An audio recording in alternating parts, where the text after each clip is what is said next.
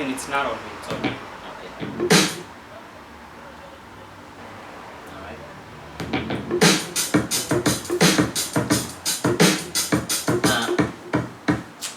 Okay. Yeah.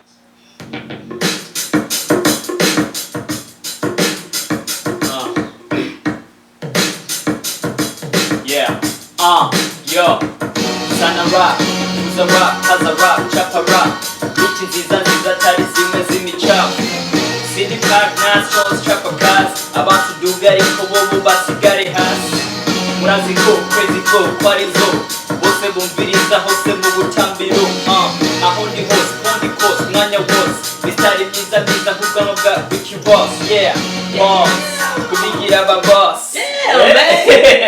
Uru wa mbere kabisa reka ndakure n'inkofero kabisa what bari byose mu Burundi ubona kubwira ugiye kubonona kabisa ugiye kubonona kabisa wayikunze nayikunze cyane gose reka renda kubwira umugambi reka jewe mbe na ni producer wawe hamwe na manager wawe kugira abantu benshi bazokumenye sivyo okay all right none wewe umaze kuba mu manager w'abandi okay urabona ba Jay-Z ba Nas, ba Kendrick Lamar, Lil Wayne. Whatever you manage with Lil Wayne. Bajya bose urabona ba Future, ba Chris Brown, Rick Ross nawe nyene bose ndafise kuri Facebook na Instagram.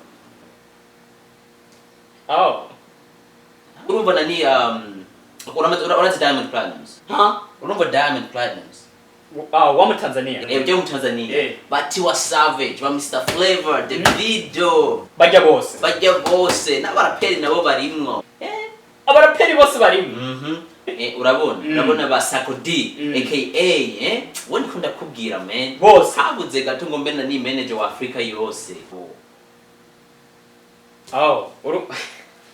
Urumva rewe nta experience ufise nta kamenyero Jesus ndikatakaza umwanya wanje. No.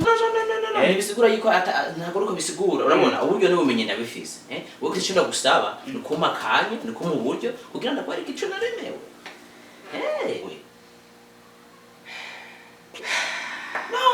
no man bisigura yuko ntashoboye. Okay basi mu Burundi wabaye mu manager wa Denant. Mu Burundi hajya ni muhira man hajya ni muhira urabona ni Kidumu Sat B Farias, Emerson, bajya bose baranse komba manager wabo. Baranse. None wewe kuba wanswe n'abaririmbyi barenga 200 kuba wanswe n'abaririmbyi barenga 200 bisigura iki okay basi reka ndakubwira umbwize ukuri kandi ukuri konyene niko nshaka okay umbwize ukuri okay umaze kuba manager inshuro zingahe mu by'umuziki umaze kuba manager inshuro zingahe irimwe umaze kuba manager inshuro imwe yonyene rimwe ryonyene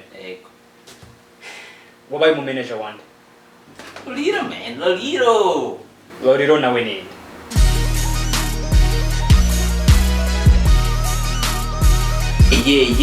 mwiriwe mwese kimba wakunze ino video ntiwibagire kugira icubuze in the section below. Anyways I want to abwira kimba wakunze ino video ntiwibagire kugira icubuze nibagire kuyikunda kandi nibagire no kuyihanahana n'abagenzi bawe. Ikindi nacyo nibagire gusubscribinga kuri YouTube channel yacu no kuri Facebook kandi nibagire no kuja kuturaba kuri Snapchat.